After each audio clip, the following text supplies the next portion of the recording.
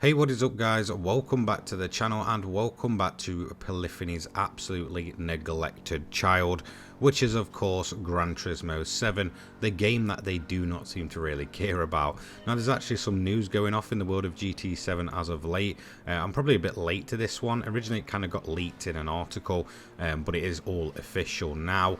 Now it is nice to actually get some news for this game, considering it just seems to have gone really quiet as of late, and with update 1.35 being an absolute joke, I've really not had that much to talk about in terms of GT7 for a while. So this seems like the first kind of GT7 news video in probably the longest time. So this news originally came out in one of the articles, I think talking about the latest Toyota Corolla GR. I think it was all to do with the car's announcement, and there was basically a hint that you'll be able to drive it first in Gran Turismo 7, and it seems that that's kind of come true, but not exactly. If we head over to the official Gran Turismo website, as you can see, we've got the Try the Toyota GR Corolla Morizo Edition 2022, for the first time in round 7 of the TGR GT Cup 2023. So it seems that it's not the 2024 model, which I believe was kind of previewed. It's actually a model from a couple of years prior to that, and obviously a bit of a special edition. So it's going to be usable in round 7 of the TGR Cup, which is on Sunday the 27th of August of this year. So it does say that you'll engage in a one-mate race at Road Atlanta using this new car. This will be your first chance to essentially try the car during that event, and it basically says additionally players who have participated in any of the 7 rounds of the TGR qualifying cup will basically get this car for free as a gift car on Monday the 28th of August, which is the day after the actual event. Now it does seem that basically it'll come into full purchase in a proper update at the end of the end of September update, which does kind of seem a bit like the Ferrari VGT that we got, where people that kind of got it for free for answering the questions got it early, and then kind of the rest of us got it for, you know, essentially a little bit down the line. So it does seem the same as that. Now it also does note that once the maintenance has been done on the 7th of August, it will basically be in there to practice with. So you'll be able to actually drive this thing from the 7th of August 2023 before the main event around about 20 days later, before actually being able to receive it for free if you've took part in it a day after that. So there is some in-game screenshots of this thing. As you can see, there's plenty of it. There's the main colours, which is the white and the black. Obviously, it's a bit of a special edition version. Overall, am I excited about this thing, to be quite honest? Yes. It does kind of, you know, I guess go along with the typical Polyphony Toyota partnership. And in my opinion, the Corolla GR has always been much more exciting than the Yaris GR. It's just not one that you see very often, and if you watch anything like BTCC, you know this thing is absolutely hammered around there as well. So to see it in its road going form is absolutely fantastic. Obviously I'm going to put some of these screenshots on screen now, and it does seem that it is going to be a very usable car, and if it is anything like the Yaris, we're going to be able to absolutely abuse this thing and throw on some insanely good mods to get some insanely fun builds with it. So overall, it does seem like a fairly exciting prospect in terms of in-game.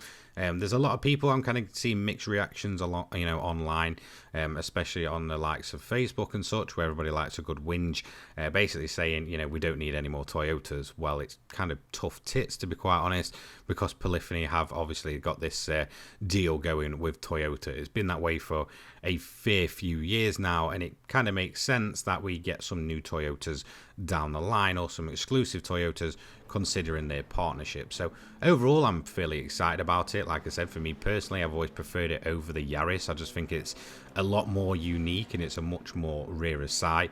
In fact, the amount of Corollas you actually see in the UK, at least whenever I've been traveling around and such, is very little compared to the likes of the new Yaris GR, which you seem to see absolutely tons of. So it does seem that we are getting some fairly new recent cars in. Obviously recent, we've just had the Aston Martin Valkyrie, again a modern hypercar, answering all the praise but then getting neglected, you know, considering the fact that it's a hypercar, has insanely high PP and nothing caters towards it.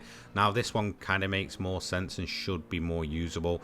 I believe it's standard. It's putting out something like 300 brake horsepower, a bit more than the Yaris model. So it should be fairly usable for a ton of events, and it should be able to you know, be customized to no end to get it really suited towards some of these events. So hopefully Polyphony does kind of make use of these modern cars that they seem to be putting in recently, and hopefully we do get more of them. For those of you that are saying we don't need another Toyota and all that likes, well, like I said, it's just kind of tough at this point because of obviously the exclusive partnership that Toyota and Gran Turismo do have together. So overall, is this news absolutely exciting? I guess kind of, you know, the fact that it is another modern car, it does seem that, you know, maybe we are going to start getting an influx of modern cars alongside some of these, you know, classic GT cars and such, you know, the classic cars that people want. So it does seem that they are starting to get a bit more of a balance. Just hopefully they kind of speed it along, and they've got a lot more kind of in the works to get that balance perfect. You know, there's also a lot of people that are saying that they don't want any more road cars, we need race cars and such, which I fully agree with, but I think overall in terms of GT7's life cycle, we're not going to get the updated Group 3 and Group 4, you know, that we kind of need. So, you know, unless Polyphony kind of magic up some kind of insane pace in terms of the updates over the next few, you know, months or years or whatever, then I doubt we're going to see a full refresh of the GT3 and GT4 cars in the game. Overall, I'm just fairly excited to get a more modern car in the game. Like I said, and it was one of my main criticisms when the game first released, most of the models was from around 2017 and such. A lot of the cars were outdated. Since then, we've had stuff like the, you know, the Corvette C8 Stingray and such, again a modern updated version. We've had the Aston Martin Valkyrie, and now we're getting an update to the Toyota lineup as well to kind of go alongside the Yaris. So yeah, fairly decent overall. Probably not the most exciting car in the world to a lot of us, but to me personally that likes to kind of tune and, you know, mess around with these cars, it's a fairly decent addition. And the fact that we're not going to have to pay for it is, you know, I guess a bit of a bonus point in my honest opinion. So there we have it, a bit of GT7 news. Obviously Gran Turismo being absolutely neglected by Polyphony, and absolutely nothing coming out about this game as of late. It feels a bit weird doing a news video, but yeah, thank you so much for joining me. Don't forget to leave a like, comment, subscribe to the channel. Obviously, like I said, if you do want to stay up to date with all the latest GT7 news. I'm still currently working on my classic GT content. It's kind of where I've been focusing, you know, most of my time recently. I haven't been playing much of GT7 unless it's my league and such. That's kind of where I'm finding the most enjoyment, so expect that coming out over the next week. I've got a couple of series planned, and I'm hoping you guys will, you know, enjoy it. For me, you know, the nostalgia of the likes of Gran Turismo 2 and Gran Turismo 4, and being able to go back and compare them to kind of the current state of GT7 is actually quite funny, because it's yeah, really doesn't shine the best of lights on GT7's current state, and I don't think it's ever really going to get anywhere near those levels. So have a great day guys, and I'll see you in the next one. Peace.